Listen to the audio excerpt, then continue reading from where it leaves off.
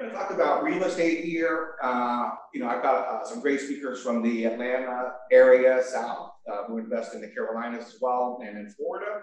And so I really want to get a flavor, because we have an international audience today, of what it is, what investing in Atlanta is like. I mean, obviously, for people who invested in New York and California for years, very difficult to get a cash on cash return. A lot of profitability was seen as being in the exit, et cetera. We've had opportunity zones, people pitching that, and opportunity zones have underperformed in this space. Whereas I think recently the target was for like $100 billion plus invested in opportunity zones.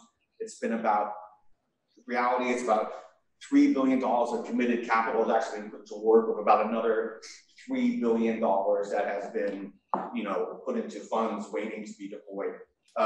So they've underperformed in terms of,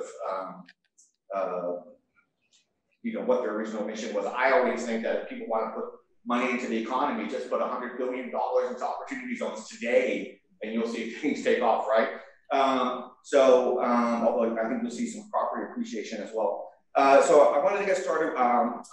Kevin Holmes runs Springboard Advisory, and he's going to be leading the discussion today. So I'm going to ask Kevin to step on up and introduce himself, and then have the panelists introduce themselves as well. And I hope that Matt Knight is on line today. I know that he was signed in. And also, unfortunately, Mateen Khalid from Dubai is not able to make it. He's under the weather. So, but Kevin's going to get started. So Kevin, take it away. And you take it. Thank you, Marty. It's great to be here this morning. As Marty mentioned, my name is Kevin Holmes, and I run Springboard Advisory. We help investors target opportunities here in the Atlanta area. We're active also in Philadelphia. We have a couple assets in New York. So we try to go up and down the East Coast. We also do development work, local development work here. I'd like to really welcome our three panelists today. We have Robert Mason from Mason Capital Partners, Karen Kassoff from Cedar Ventures, and Matt Knight from PropTech Angel Group.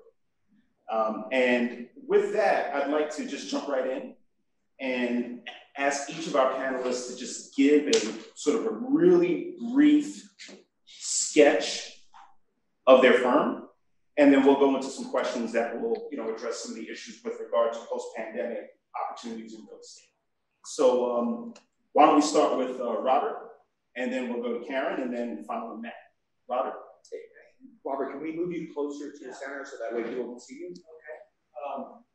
You want to sit? That's great. Okay. Just move the seat over closer. Okay. How's this? Yeah, we can see you now. Okay, great. Sorry, it's weird doing this first. No worries. Robert Mason, it's nice to meet you all, if that's what this is. I run Mason Capital Partners. It's basically an extension of a family business that started in the 1980s when my family sold a peach farm in Georgia and started a real estate investment business. So I grew up in the real estate business and loved it. I worked outside of our family's firm for most of my career, started with CV, then went to Wharton and worked with Hines in Chicago, and then ran acquisitions for the Southeast region for Lincoln Property Company. I left in 2007, started my own company. And then we've kind of grown morphed into a collection of high net worth investors and family offices that invest effectively at the sponsor level and work with partners like Lincoln Property Company, specifically in Florida, though we work with them in Dallas as well, and Open Land here in Atlanta, and other firms. We focus on finding the right operating partners. Our role really is to come in early and help finance the project, to bring some of the pursuit dollars and early capital, the riskiest capital. We'll also help bring the debt or help bring the partner equity. We typically target large deals, and we like being in markets where we feel like the supply and demand dynamics are in our favor. We've done about 100 projects from kind of DC, suburban DC, down through Florida, as far west as Texas. We've looked at California and other markets. We tend to stay out of gateway cities and focus on second-tier markets. Recent projects that we've completed, we bought a busted project in downtown Orlando called Church Street Station. We developed the parking lot and turned it into a 26-story mixed-use project. It's the headquarters for SunTrust, now Truist Bank in Central Florida. It's got a 180-room AC by Marriott hotel on top. We're designing phase 2, which would be a second tower with office and apartments. And we have 55,000 square feet of event space and retail. It'll finish out the block. It's transit oriented. It's the main rail stop in downtown Orlando. And thankfully, it's been wildly successful. We also bought the headquarters for the Tampa Bay Times newspaper in St. Pete, downsized the paper and backfilled it with some other tenants. That's another project that's been pretty successful for us. The 240,000 square foot office building, we bought it and did a 60,000 square foot lease between the time we put it under contract and closed to create some value for our investors. We also own a 155-acre business park northwest out of Atlanta with open land.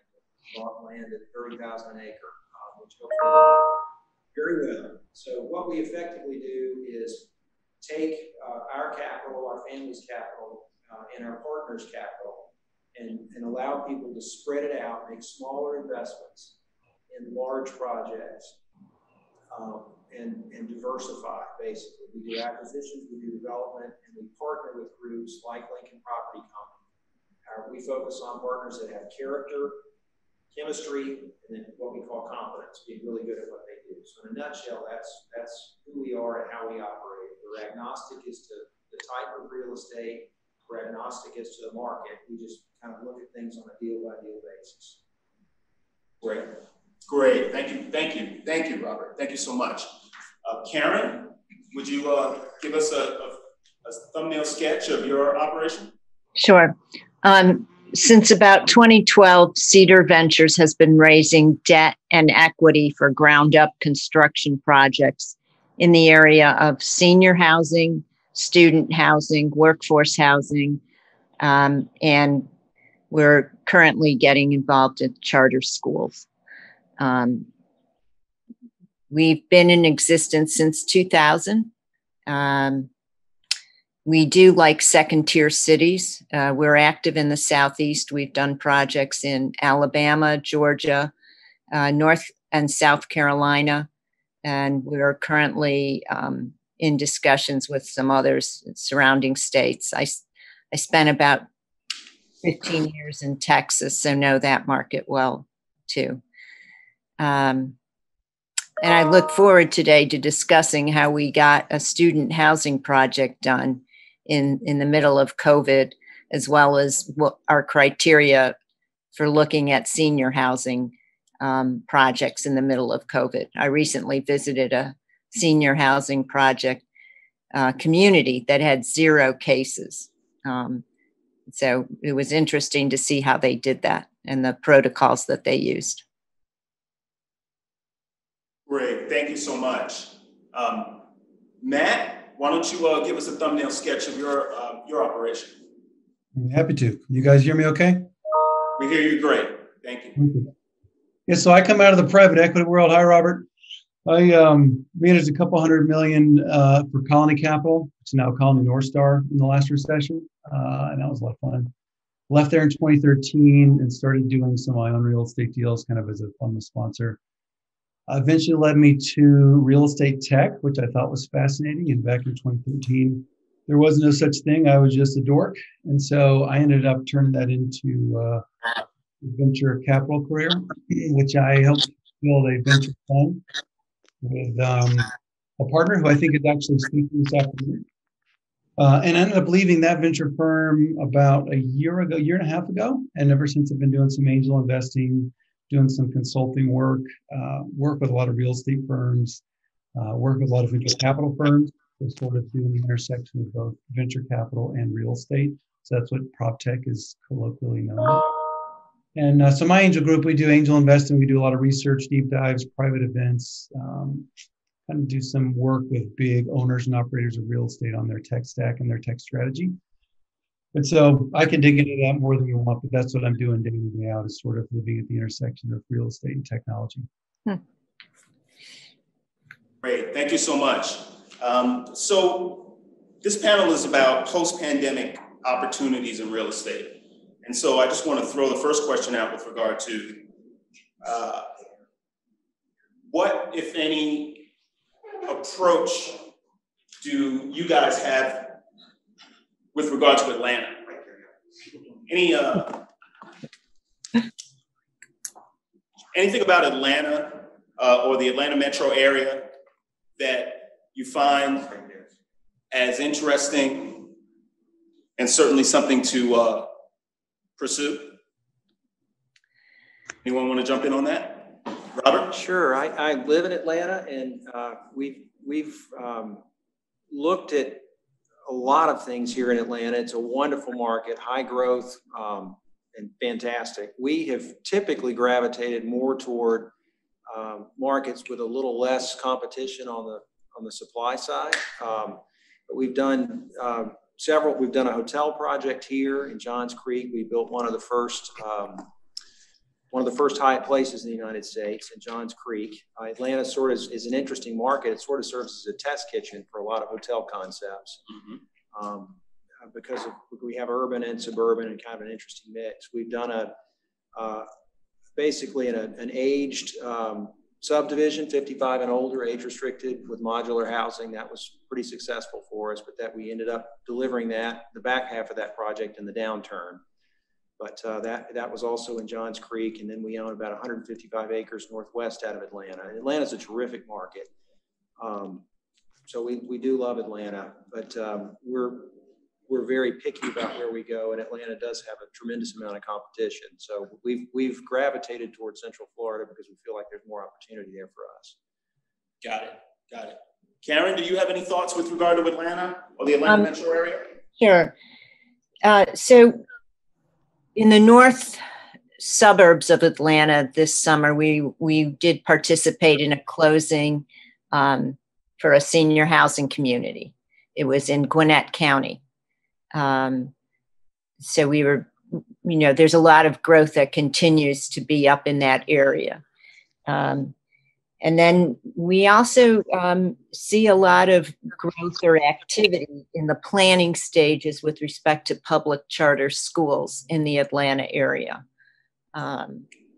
We attended the Georgia Charter School Conference in March, just before we all shut down.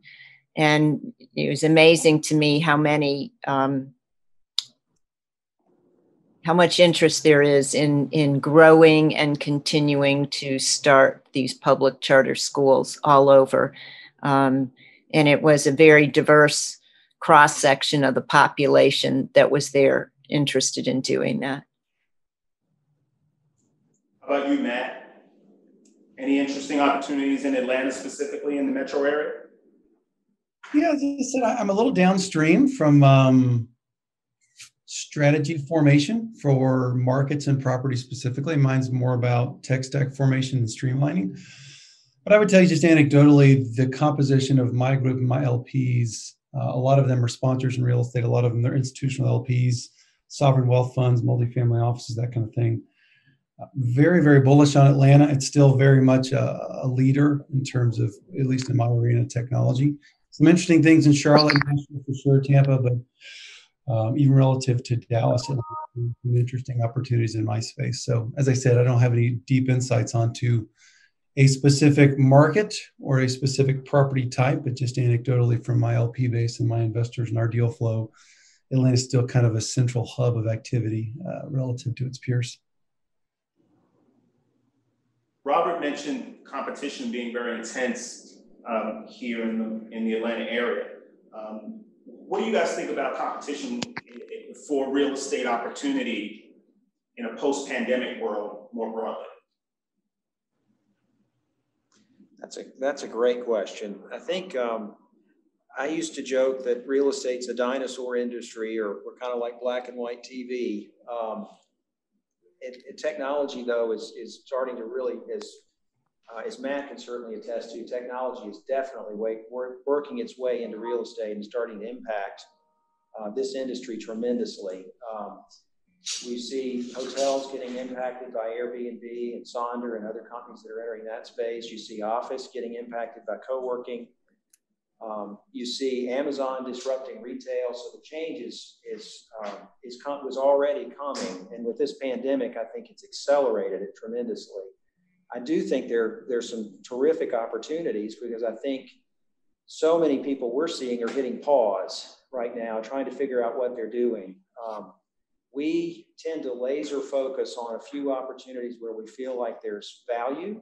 We're not so focused on deep value. If we were, we'd probably be looking at the hotel space pretty hard because it's been crushed. We've done a lot of hotel investing, but we are also gravitating toward cash flow. So we're looking at some office buildings with Fortune 100 companies in it where other buyers have backed off. We found a lot of lenders have backed off.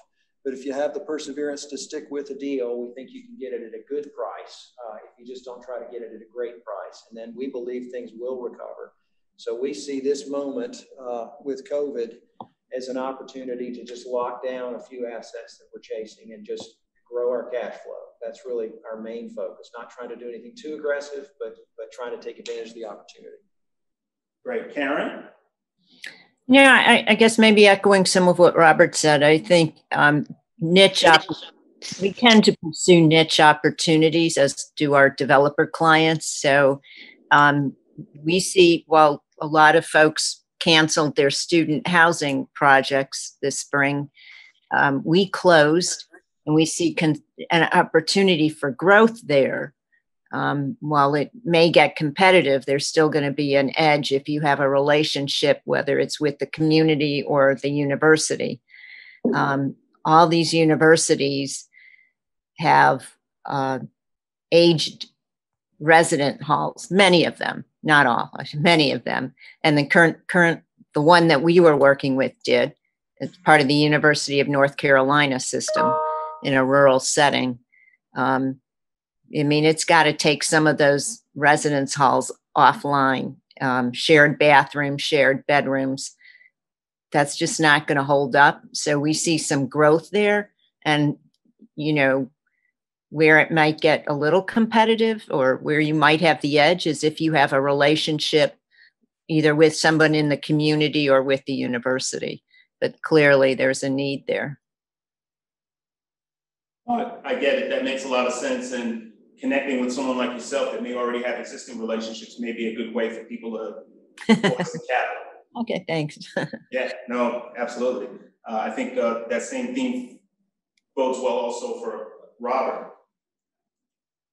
What about uncertainty?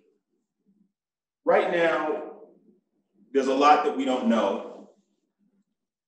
I'm curious to know what elements of the landscape appear relatively stable to you guys. For example, the Fed has talked about rates. We know, we have an idea of what the run rate for rates look like. So that's an element of stability in an otherwise uncertain environment.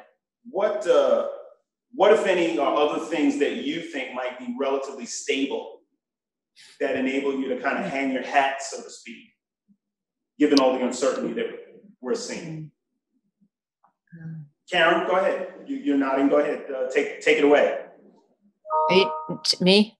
Yes. If you, sure. If you would. So I would say, all right, we know that seniors, for example, while despite all the scares and the COVID cases, people that have stroke issues or memory issues and need assisted living or memory care are still going to need those services. And their adult children will tell you they either A, can't afford to take care of them 24/7 in a home setting, or B, can't handle it physically. I've been at some of these communities where somebody's picking up their parent, so happy to see them after lockdown, but saying, I couldn't have done this. I can't take care of them myself. So we are going to continue to see a need for senior housing, particularly assisted living and memory care. Those are the must-haves. There will be more protocols put in place. There will be, more testing on site, the staff, the residents. We've got, so there will be adjustments. There will be maybe more things put inside their own units to keep them more separate, maybe washer dryers. Those are the kinds of things we're seeing, but our senior population is not going away, and neither is their need to be cared for in a residential setting. And I would say workforce housing, that's not going to go away. Housing is still going to be a staple. And I would say, again, as I touched on earlier, the need for more socially distant residential housing, maybe not with all the frills, that we've seen in the past at some of these large universities, but clearly we've got to do some updating. And I think the students have spoken loud and clear. They still prefer an in-person environment to really get the benefit of an education. I hear you. That baby boomer age wave isn't going away, right? Just because of the pandemic. Yeah, Robert, any thoughts on that? Yeah, great answer, Karen. And I think that there are certainly trends within housing in particular. We have an undersupply, I think, that will continue. We like apartments. We feel like we do that more selectively. We get very comfortable with office, even though office is getting impacted by the virus. We like the idea. We've got 2 buildings in Orlando right now under contract that are leased to Disney and Lockheed Martin.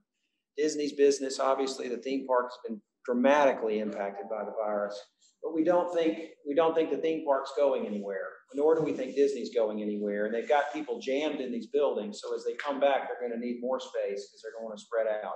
Some of these people can work from home, but a lot of the white-collar jobs, particularly in IT, need to be together for the passing on of culture, they've spent millions of dollars in their space with equipment and things that need to be utilized. So we like that bet a lot. So again, our strategy, rather than sort of more thematic, is more of a rifle shot. We'll go after that project. It has surplus land. We'll spin that off, build apartments, and then we'll focus on basically buying that office, buying that credit at a pretty good discount, extending Disney's leases and going on our way. So we see certainty, if you will, in the credit of the tenants. We don't think Disney's going anywhere. We don't think office space, while it's getting impacted, people are not going to suddenly stop working in office buildings all over the world. It's going to be a longer term trend. And we feel like we can buy it at a great price today, create some value, and exit. So we're kind of focused on individual transactions. But we like the low interest rate environment we're headed into. And we like the fact that people will want to be social again coming out of this. They'll want to be with their coworkers again, we believe. Hey, Mark, can you talk about Orlando a little bit, like in terms of like policies? I mean, it seems like Orlando did better than many other places. I mean, you have the NBA moved there, things like that. I mean, and Florida in general seems to be pretty wide open versus New York and California, which are locked down. We absolutely love Florida. We love Central Florida in particular. I like Miami. Miami's a wonderful place to visit. I always feel like I need my passport to go down there. Central Florida is much more like the rest of the U.S., I think. Miami's a fantastic international city. I'm not knocking it. It, like New York, is very competitive. We love Central Florida because there are 500,000 college students in a 100-mile radius of Orlando. Disney brings in 65+ million visitors in a normal year. This is not a normal year. There's no state income tax. There's a great climate, a great quality of life, an airport with direct flights everywhere. And tech jobs. 80% of the defense contracts in the United States are signed out of Orlando. People don't realize that. Wow. Virtual reality and gaming came out of EA Sports, which is in Mountain View and Orlando. So UCF's research park, radar and things like that were greatly advanced there. So there's a high-tech industry in Orlando. It's been the #2 to #3 most popular destination for millennials, behind Austin, Texas, and sometimes behind Nashville. All 3 of those cities are in no state income tax states. with vibrant, walkable, affordable, until more recently with Nashville, and Austin's not so affordable, but affordable generally downtowns compared to New York, San Francisco, and a younger vibe. So we like all of those things, and we look at Central Florida and we see, you know, basically Tampa and Orlando is Atlanta, the same population just spread out with a whole lot less competition and a lot of growth. So that's why we're so bullish on Central Florida. They've done a good job, I think, relatively speaking, of marketing themselves. There obviously is a lot of wealth that moves to Florida in retirement, and that creates an income base. And then there are also a lot of entrepreneurs in Florida. I used to call it the I-4 corridor. Yes, the I-4 corridor. So that I-4 corridor is almost like one city by itself. I mean, Tampa's an hour drive. That's right, about 90 minutes. But you know, we can get stuck 90 minutes driving across Atlanta, so it's the same thing. If I drive from LA to Newport Beach, it would take 3 hours, and that's about 40 miles. Yeah, so we're not confined to Central Florida by any means, but we're very, very active there.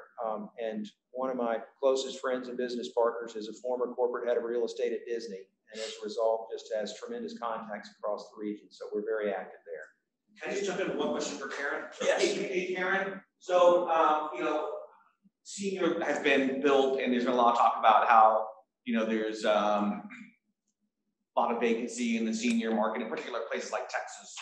So, well, you're doing a lot of development in the Carolinas, it seems like, and in Georgia. Can you talk about, you know, why your strategy is different and why it's successful where others are kind of faltering, right? I mean, a lot of people like move to this like senior living communities. I think that I've heard 70% occupancy in Texas in some places, you know, same thing in California. Can you just discuss that? So we tend to like, with respect to senior housing, and I don't know if it was just by chance, but we have found ourselves in more regulated markets, which we think are good. So Texas is very unregulated, especially Houston, where there's no zoning. Alabama, on the other hand, is very regulated in terms of the Department of Health. We've done a few, I think 3 senior housing communities there. The Carolinas also tends to be more regulated. So there's more barriers to entry, and that helps. And I guess the other thing that we look for a niche market. We look for a barrier to entry. I spent some time in the venture capital world with startup operating companies. And so I've learned that the hard way.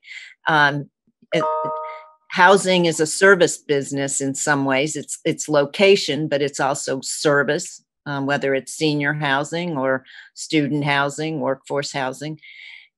So you need some other external barriers to entry. You don't have a patent on building a housing unit. So location, yes. And what's the, growth industry? And as Charles said, how competitive is it? That's why we tend to focus like on the Greenvilles of the world, where there's high growth, very good business environment. Those are the markets we tend to pursue. If somebody hits us with something in the middle of, I have to say, we were presented with an opportunity, senior housing in Houston, and we had a lot of caution there. We did not pursue that, so each market's different for what it has. Some of the larger markets, though, I would say need more affordable housing for their labor. So that might be something, but we've tended to go for second tier markets in, as you said, maybe more regulated environments, but not too regulated. Do these other locations tend to be closer to the families? The senior, I'm sorry? The locations that you've chosen, do they tend to be closer to the families than, let's say, residents in Texas? I mean, I don't know what the proximity is of the senior housing to, children, et cetera. Yeah, so one of the criteria we always look for is the population of adult children in any if you're looking at a senior housing project. Where is that? Well, maybe there's a lot of retirees at a certain location. At some point, that parent is going to move closer to the adult child if they become seriously impaired.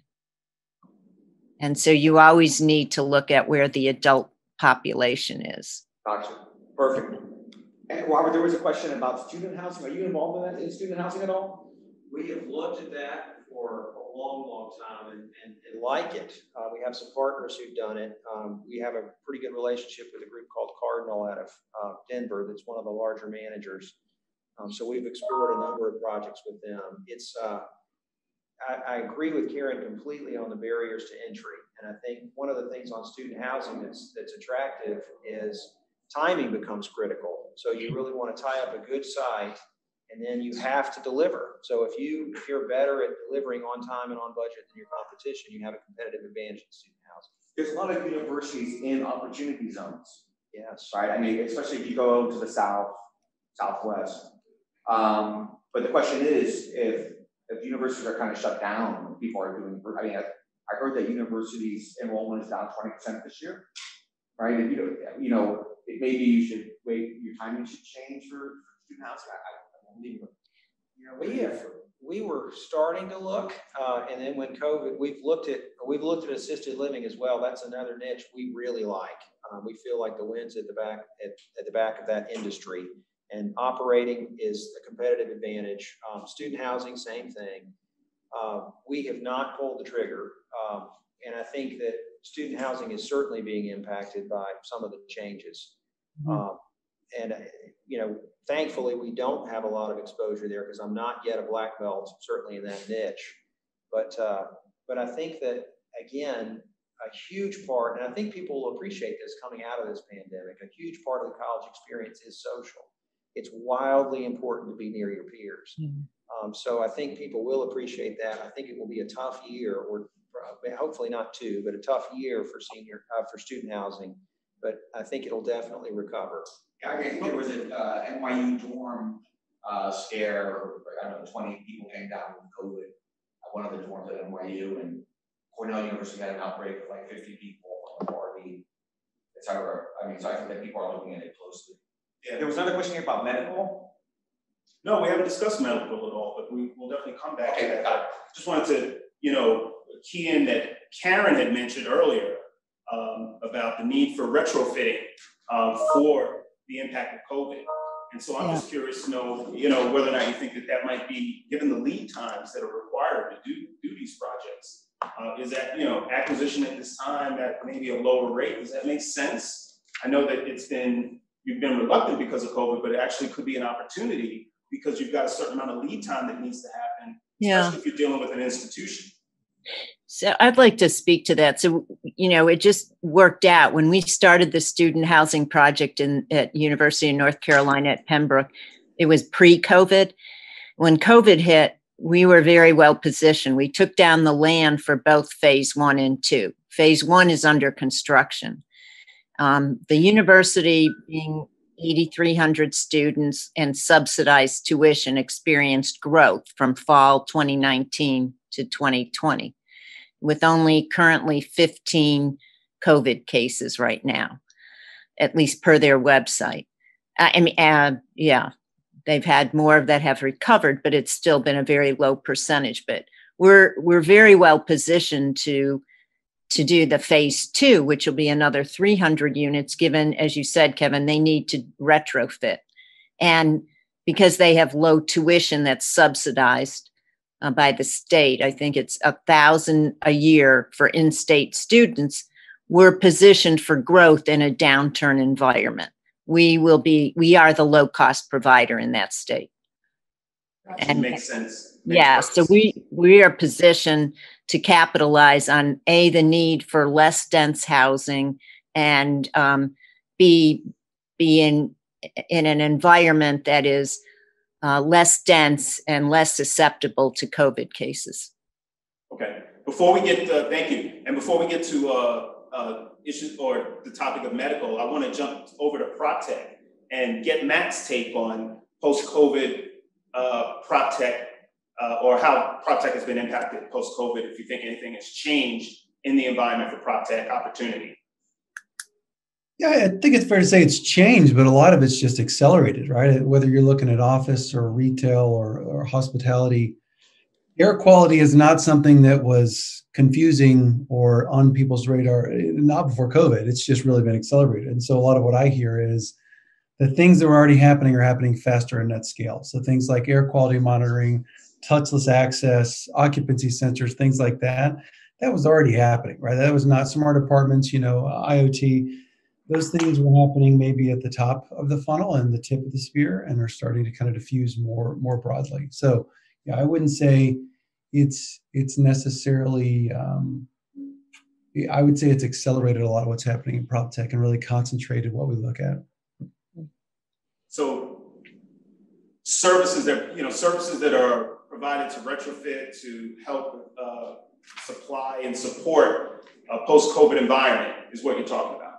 Like I don't hear office tenants saying, "Boy, if only I had a cheaper lease, I'd come back to the office." Right? Or man, like if the parking deck was bigger, it's I don't want to touch the door, I don't want to touch the elevator button. I want to know your air quality is best in market. I want to know that you have the ability to do occupancy sensors. There's not 9 people in this elevator, right? If I don't feel safe, I'm not coming back no matter how cheap my rent is, right? And so a lot of people who had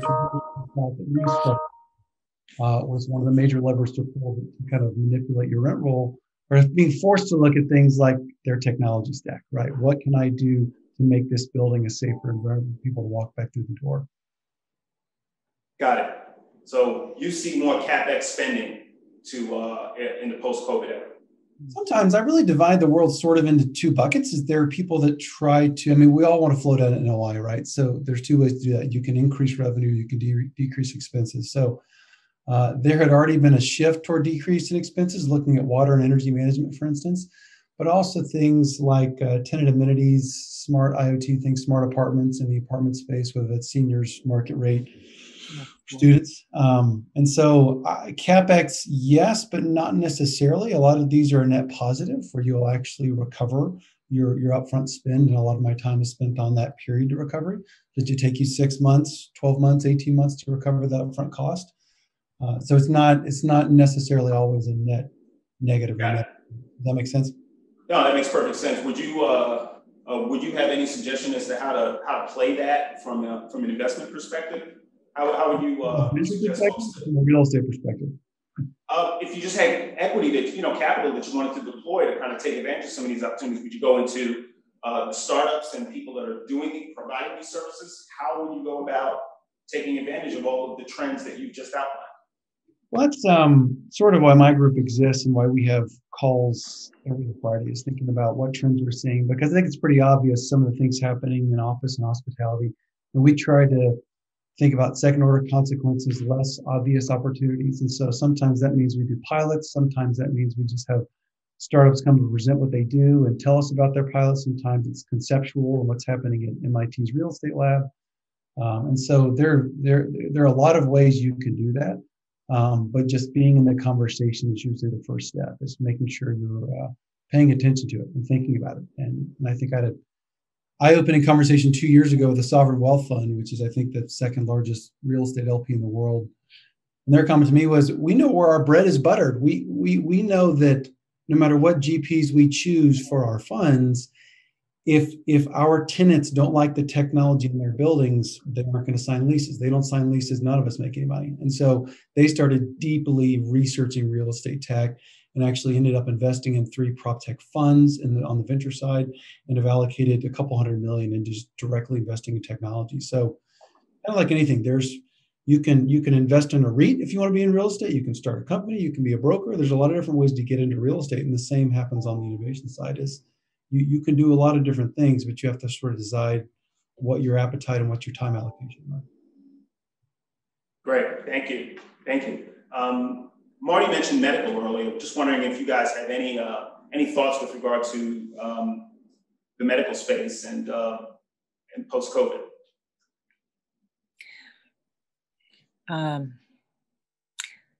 Well, we see some of that impacted when we get involved with assisted living and memory care. So we see, obviously, they've all been scrambling for protective equipment, for testing tools, for if a resident is leaving the hospital,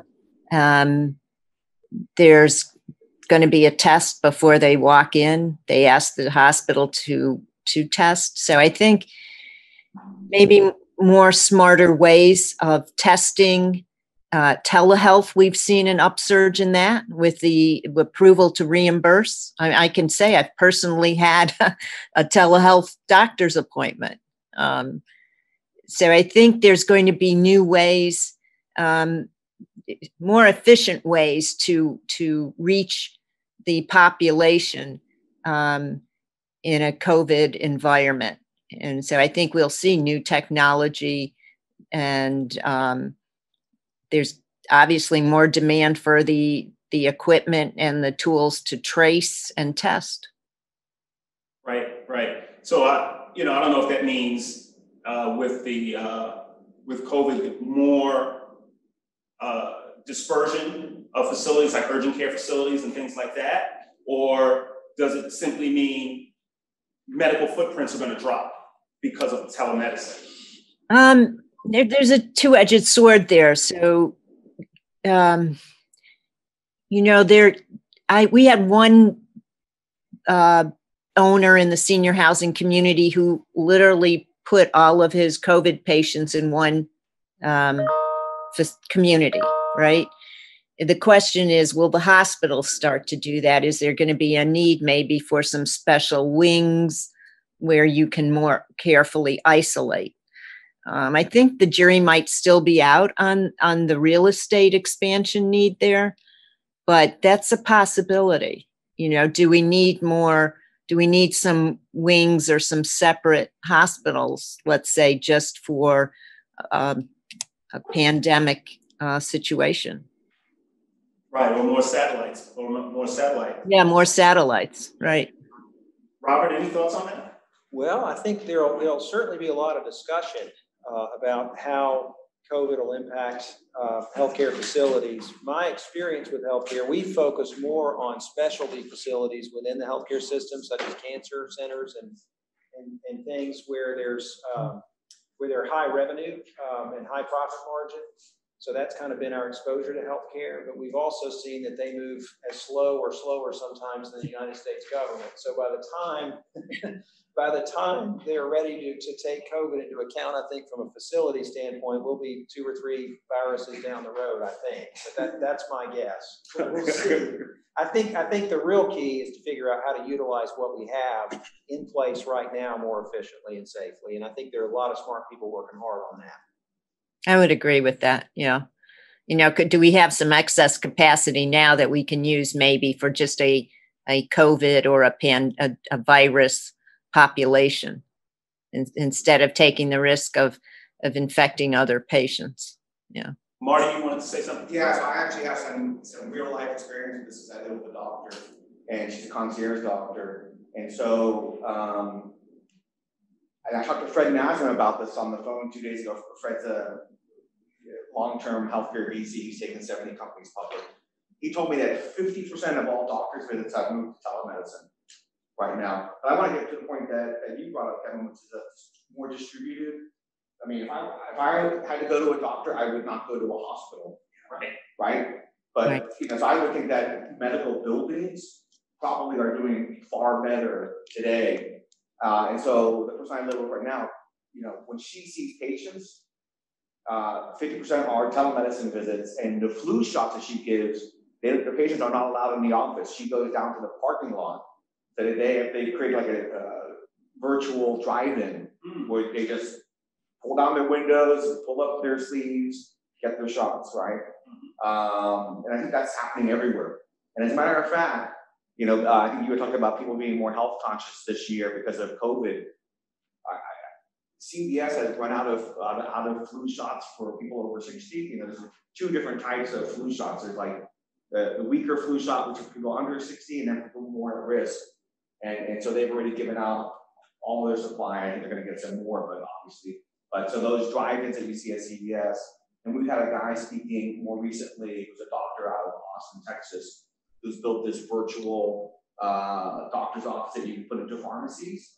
And that is working very well. I mean, he's already in 2,500 Walmarts and Kroger's, and he'll be in 22,000 by the end of next year, right? So I think that healthcare is going to become a lot more distributed, and probably when this blows over more, because again, we had talked about this earlier, that the morbidity rate on COVID now has gone from 80% in hospital to 7%, right? When things clear up for hospitals, I think that you're going to see hospitals going back to doing a lot more of these elective surgeries. You know, you've got a growing population, people want to get hip replacements, knee replacements, you know, other types of things, Botox. Yeah, yeah, absolutely. Yeah, I had a COVID test yesterday, and you know, definitely there was a separate facility. You know, like they had camped out outside of the main building. Yep. And that's where you go, and you get your results. They do the test. Everything. You never step in the building. There you go. Yeah. Yeah, exactly. Very cool. Okay, so now I just want to see what any parting thoughts each of you might have with regard to. We've got some more questions also. Oh, there's some online questions. Yeah. Okay, That's what I've been reading. Let's take a couple. So one of the questions was, so given the current political climate related to COVID lockdowns and restrictions in certain states and areas, does that impact geographical decisions on where to locate and where to deploy equity? So maybe you guys can all, you know, again, this gets back to the whole thing that California is locked down. So even though, so Los Angeles has bad COVID cases, right? But even though San Francisco is more like Boston right now, it still is locked down worse than Los Angeles, right? I think we talked about the restrictions on meetings of more than 10 people for less than 2 hours. So does that impact your, you know, you're not going to build an office building with meeting space for 100 people. Legally, you can't have more than 10 people in a room, right? So any thoughts? I hope and pray that COVID is in the rearview mirror long before, you know, some of our development projects are completed. As soon as we answer you. They're coming out of the ground. If they're coming out of the ground now with a development project, hopefully by the time it's delivered, you know, this is in the rearview mirror. That's my first hope. But we have tended to focus on Sunbelt states, which tend to be a little more open. And we have done that. COVID is one byproduct of that openness, but we like the low state income tax. We like the fact that people are voting and moving to those places. So there's growth, there's job growth, there's low tax, there's modern infrastructure, all those things we like. And we see those same places typically, you know, allowing a little more flexibility in terms of how COVID is handled. Yeah. So we see this as something to watch. But again, my hope and belief is that this, you know, if the project takes 2 years for us to deliver, we think COVID will be in the rearview mirror by then. Now, will there be lingering impacts and changes? Yes. But people do like to gather. We're social animals, and we think that will continue. To Matt's point, you know, air quality, air filtration, hand sanitizers, you know, ways to have materials that clean easier, all that we think will come into play. Some of that will be more what's inside the building and the building systems than the actual physical building itself.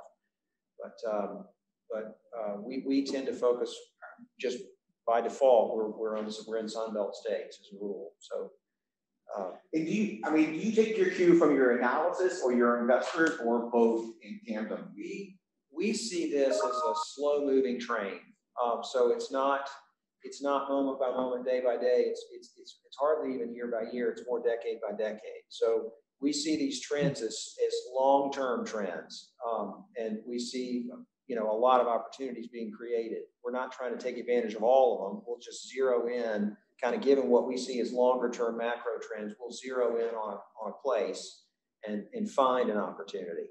We see trends like malls tearing down Sears anchors and, you know, redeveloping the parking lots because that mall may be sitting in a really valuable spot in the city.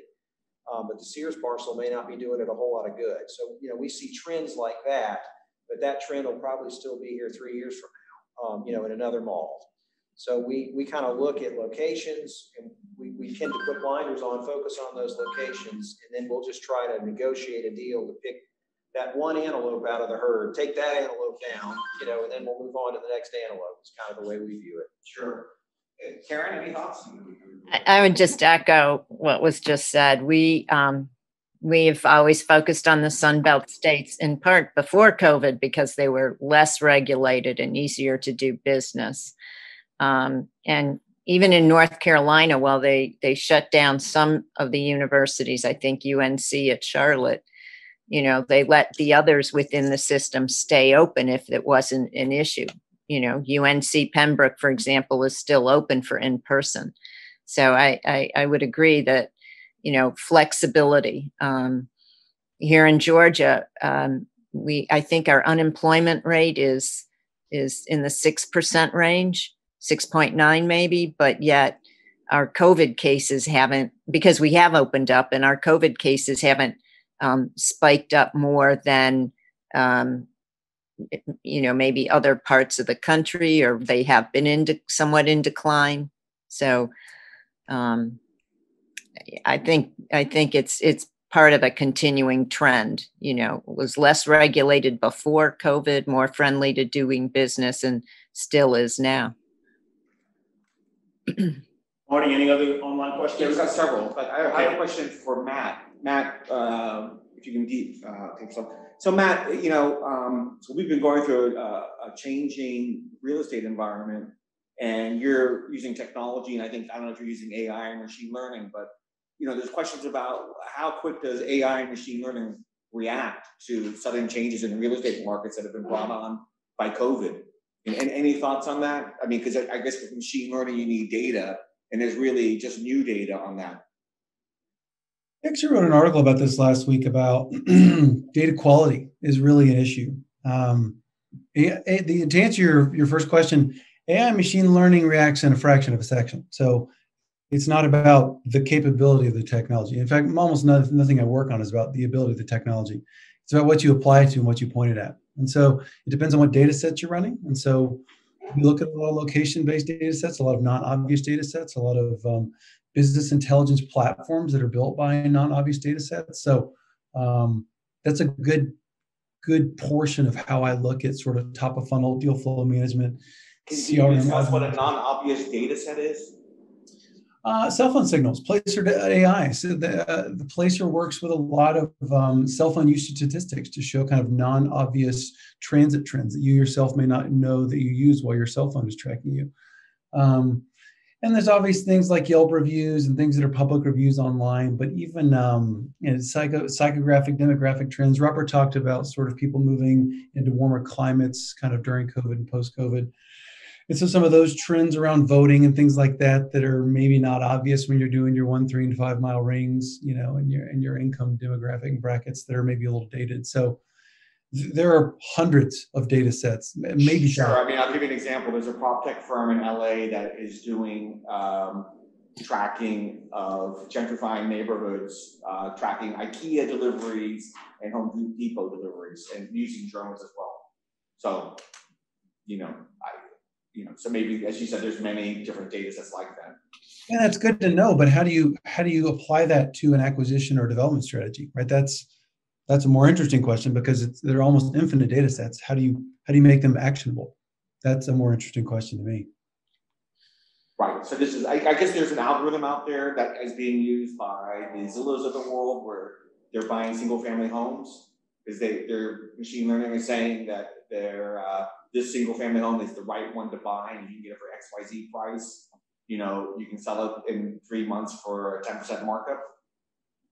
Yeah, I gotta be careful talking about Zillow because the founders in my group, but algorithms, there are plenty of algorithms. Again, there's no sacred algorithm that I think is necessarily more remarkable than the other. It's more about quality of input.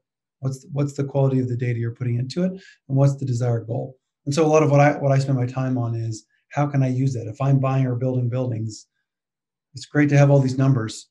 How does it give me a 1, 2, 5% edge on the other 30 people trying to buy office space in Orlando, like Robert? That's gotcha. Did you have a question? I did. Sure. You want I was seeing if the panelists could comment on any potential tax-motivated real estate trends that you're seeing. For example, our family office has been investing heavily in convenience stores, mainly because the current accelerated tax depreciation tax code. And if Biden is elected, likely that will get removed. So just curious if you're seeing similar trends. For example, convenience stores, you can depreciate about 80% of your purchase price because of the equipment and the ground, the canopy, the pumps, the convenience store itself. So just curious if you guys are seeing any more tax motivated year in. Yeah, I'll speak to that. I mean, our student housing project was capitalized in part by an opportunity zone fund. Now that was part of the Tax Act of 2017. I don't know if that'll stay if we have a change in administration, but that was clearly a motivation here for our being able to get that done. And phase 2 could be similar if it stays. So I'll leave it there and let someone else pipe in. I agree, Karen. I think that's the biggest, one of the biggest tax impacts we've seen in our lifetime is the opportunity zone. And I like it. I think that if it's done right, it can pump a lot of capital into places where capital probably could really benefit the community around it. Yeah, I can echo that because our situation, we were turned down by some of the banks because of the minority population at the school, heavily low income, under 10,000 population. No, our deal probably would not have happened had it not been for the Opportunity Zone Fund. Yeah, and to the question, I think real estate has had some long-standing tax benefits, depreciation being chief among them. There are ways to accelerate depreciation. There's cost segregation and development deals that'll let you massively accelerate depreciation. That's very, very important and very good. We have very smart accountants who advise us. We view that as a little more of the icing and less of the cake, but the icing is wildly important. It makes the cake taste a lot better. So we like icing, but we don't do a deal for icing, but we like it. And I think 1031s, if you're a family office or you own property, the ability, you don't want your taxes to be driving your investment decision.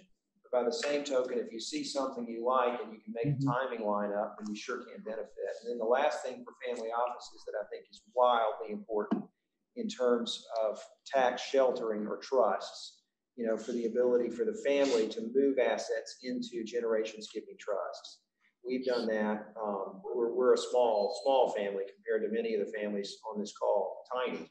But trusts are a great way to shelter against inheritance taxes. And so I think it's wildly important for families or even individual investors to set those up. It's a lot of work up front, but those are the main things. We do consider tax ramifications, but it's always kind of, once we like a deal, once we feel like the deal stands on its own, then we'll look at the tax and the depreciation, all those sorts of things. So if Biden does get elected, there will be a tax increase. And his policy is that he does want to get rid of opportunity zones. My understanding is opportunity zones will be grandfathered though. So if you've invested in an opportunity zone up today, you should be fine. So yeah, that's my understanding as well, Marty. Yeah. So so I just wondered if you had any other questions, because we're kind of coming down on time. 5 or 10 more minutes. So, yeah. So I just want to make a remark about opportunity zones because we've had 20, 30 opportunity zone funds present themselves to our group, primarily in California. But I will say that one of the issues I've found with opportunity zone funds is that they go to market too late in the year. Typically, they start marketing themselves in October, November. They should be marketing themselves throughout the year, and they should be professional marketers. What I found is that a lot of the people who are running opportunity zones are not. They've done deals in the past, but they're not what I would call professional real estate marketing firms. They don't have a newsletter. They don't go out to people on a consistent basis. And you have to get people to feel warm, about your decision making and get confidence in you to get them to invest in you. And what I found is that's always been a shortcoming, in particular on real estate people who tend to be more, I got to get this deal done, deal focused rather than relationship focused. Because, and Robert, you've actually been really great because I know you for 15 years now or so, and Ross probably longer. But you know, it's always been about you being a great relationship person. It always comes back to who do I know, who do I trust, what do they know about my thematic style of investing. You know, opportunity zones aren't actually a theme in itself; they're a tool, right? You're a thematic investor, and you're saying, I'm doing student housing, I'm doing retail, I'm doing office, I'm doing whatever. And opportunity zone is a way to realize that. It's not like I'm doing opportunity zone. I totally agree. I think it's icing again, in my analogy. It's great icing, and maybe some of the best icing we've ever seen, but we need a cake. You know, we got to figure out what's the highest and best use of that land, or what is a need that land can be put into production for, or a building can be retrofitted and turned into. But opportunity zones are amazing. It's fantastic if they're grandfathered. They'll definitely be, I think, a pretty serious change in the tax code if Biden is elected. You know, but we are so fortunate to live in this country where there's so much growth and opportunity, and thank goodness, you know, real estate is not a quick way to build wealth. I think it's a long, slow, steady, persistent approach. And I think, you know, there's seasons where it's more favorable and less favorable, but you just have to keep planting your crops and harvesting over time. Yeah. It's a great segue, because speaking about crops, later on today we have Andreas Boldmeyer speaking, who runs a cannabis lending fund. And I noticed driving around Buckhead yesterday, there's probably a dozen CBD shops there. So they want to ask, what are your thoughts about investing in real estate related to legal cannabis, such as creditworthy tenants, long-term leases, warehouses, you know, high growth markets, specifically dispensaries and indoor growing and processing locations? Any thoughts on that? I've had friends who've done it in Oregon and other places early on. I think they, you know, some of those deals have done very, very well. I think my general thought is opportunities, if you get in early and you do it the right way on the front end, you can make outsized profits. Over time, as things expand and grow and change, the profit margins tend to shrink. So if you're aggressive and this is a space you're interested in, you should be moving now, because, you know, as more people, the more buzz it gets, the more money it'll attract, the margins shrink. That will be my only comment, I think. I get any thoughts, Karen? Not my area of expertise. I can say I haven't had, of the contacts we've had with both debt and the equities capital sources, I haven't had anybody ask us about that. So Andreas will clarify for us later, but what we have seen is 15% return rates on credit in the CBD space. So if you're a lender in that space, your returns are 15 to 20% lending right now because it's such a cash business. But I think that you know, if Biden wins, you'll see federalization of cannabis. But somebody was telling me that still doesn't mean anything because there's so much regulation at the state level, right? So New York is still picking its winners when it gets legalized, and New Jersey is picking winners. Every state is picking its winners, but then there'll be this cross-state acquisition. There's a couple of multi-state operators right now, but right now the business has been in lending because so much of this business is non-bankable. Yep. Right. So the lenders have been doing fantastic. There's actually a guy who's a University of Texas Austin ex-quarterback. He played pro. He's like a backup quarterback for the Eagles, and he runs like a $400 million fund out of Newport Beach. That's just a lender. There's a company here in Atlanta called Certera that's in Florida and a few other states. I think they're doing extremely well. So, you know, I think you're seeing people rise who will ultimately be the winners in this new space. It's actually called parallel knowledge. Yeah, that's right. That's right. Parallel. That's correct. Okay, so maybe we'll have something to add to it when we talk about on the private equity panel. So any other comments? Any other questions here about real estate? You know, personally, I think that Atlanta's a fantastic opportunity. It's a great place to be. I mean, if you saw right now, on one side we've got Buckhead, and on the other side we've got Georgia Tech. We're near downtown. It's really fantastic, and so I'm a big fan of Southern hotels. So, do you guys want any closing thoughts, Robert, Kevin, Matt? Well, I couldn't agree more. I think that Atlanta is a great market. I was telling Robert before the panel started that everything's relative. And, you know, if you're coming from up north and you're looking at the competitive level and the returns, you know, and then you come down to a market like Atlanta, things look a lot better. And then, of course, Robert was telling us about Central Florida, telling me about Central Florida and some of those opportunities that look better still at times. But it just depends on the sector, and it depends on, you know, what niche you're looking at. But it's a great environment to be in. You know, nothing like a growth environment to help business and find opportunities. Well, what I like about Florida, Central Florida, is this huge student population, and their ambition and their desire. You know, they tend to be more entrepreneurial, innovative, et cetera. Robert, any other closing comments? I would just say real estate as an asset class has always been fascinating to me because you can sign up contractual cash flow through rents, basically. I mean, we've done hotels where the rents are basically for an evening. But you have office, you have industrial, you have apartments, you have leases, and you have debt. So you get to pick where you want to go in the capital stack, how much risk you want to take, and you can structure your returns. And we like the ability to de-risk deals. So that's kind of been our reason for investing in real estate. So that's, you know, we love it as an asset class. We feel like it's slow moving, as I was saying a little while ago. You can kind of identify a trend, and it's not going to be gone tomorrow typically, and it never gets marked to zero. So we like that. I would echo what Robert said there. It's not going anywhere. I mean, we made a conscious decision to focus on hard assets, particularly real estate, back in like 2012, because we felt it was solid and it wasn't going anywhere. And, you know, I put my contact info in the chat box, so I'd welcome any follow-up from any of the attendees if any of our projects were of interest. Matt, any thoughts?